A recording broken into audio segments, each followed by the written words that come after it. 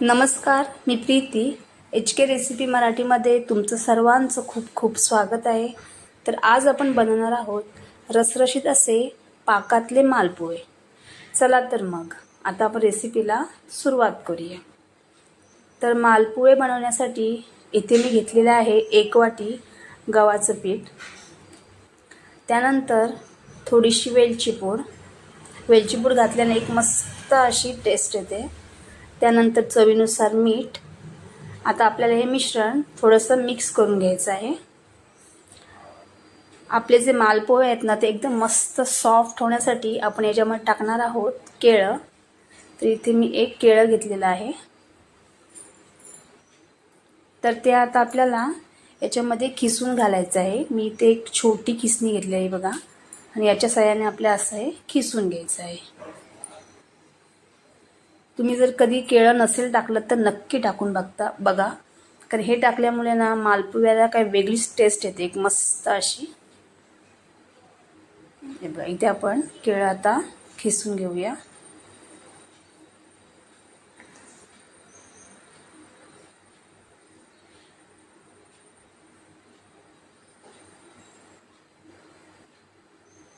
आता हे आपल्याला व्यवस्थित असं मिक्स करून घ्यायचं आहे. केळं आहे ते थोडं पिठामध्ये आपल्याला असं मिक्स करून घ्यायचं आहे.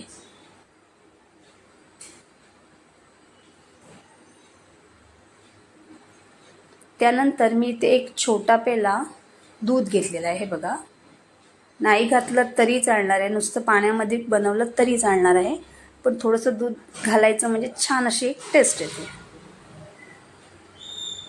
ते थोडं मिक्स करूया. आता आपल्याला पाणी घालून हे मस्त असं पातळसर असं बॅटर बनवून घ्यायचं आहे. एकदम जाड नाही करायचं आहे, तर एकदम पातळसर असं करायचं की आपल्याला जे मालपोहे आहेत ते व्यवस्थित असे तेलामध्ये टाकता येतील. हे बघा, थोडं थोडं पाणी घालून मिक्स करूया.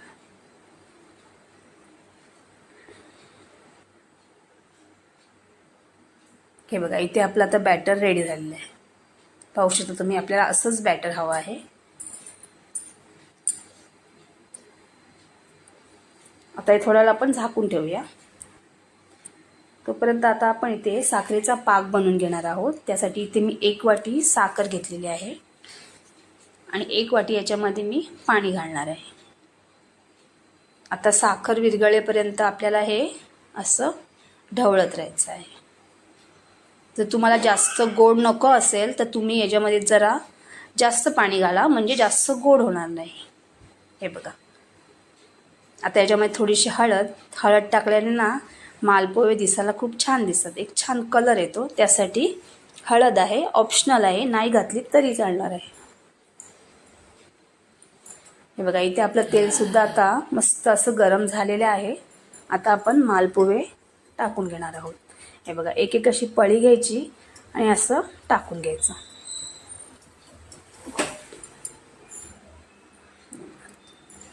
तुम्हाला जसे जमतील तसे टाकून घ्या, छोटे मोठे कसे हवेत तसे. आणि मालपुव्यासाठी ना अशी पसरटच घ्यायची, म्हणजे आपल्याला व्यवस्थित असे 4-5 बसतील अशी घ्यायची, म्हणजे पटकन होतात.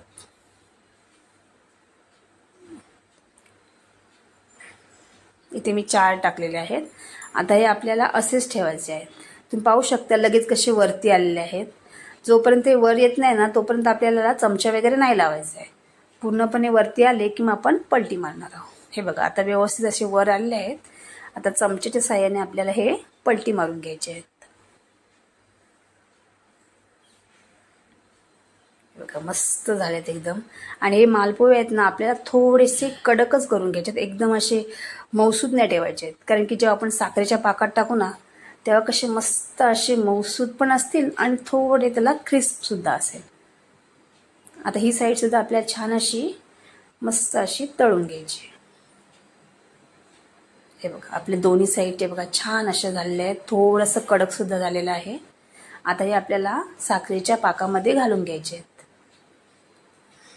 तेल थोडं निथळून घ्यायचं आणि पाकामध्ये घालून घ्यायचं. आणि साखरेच्या पाकामध्ये पण आपल्याला जास्त वेळ नाही ठेवायचे. ते असे टाकलेत ना की पलटी मारायचे आणि लगेचच काढून घ्यायचे. जास्त वेळ जर तुम्ही हे पाकामध्ये ठेवलेत ना तर एकदम नरम पडून जातील, म्हणजे तुटून जातील ते. त्यासाठी आपल्याला असे टाकले ना की पलटी मारायचे आणि लगेच काढून घ्यायचे, म्हणजे मस्त खाण्यासाठी सुद्धा लागतात. आता मी तुम्हाला एकदा दुसरे दाखवले टाकून. थोडं थोडं बॅटर घेऊन असं टाकून घ्यायचं. मस्त होतात ते, टेस्टी पण लागतात. लहान मुलंसुद्धा अगदी आवडीने खातील असे लागतात ते.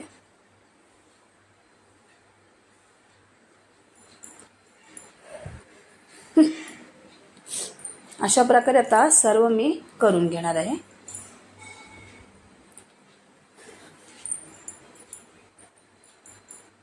तर इथे आपले रसरशीत असे पाकातले मालपुवे तयार झालेले आहेत. तुम्ही पाहू शकता किती मस्त दिसतात आणि टेस्टी पण लागतात. आणि जर तुम्हाला माझी रेसिपी आवडली असेल तर रेसिपीला लाईक करा, शेअर करा आणि चॅनलला सबस्क्राईब करा. धन्यवाद.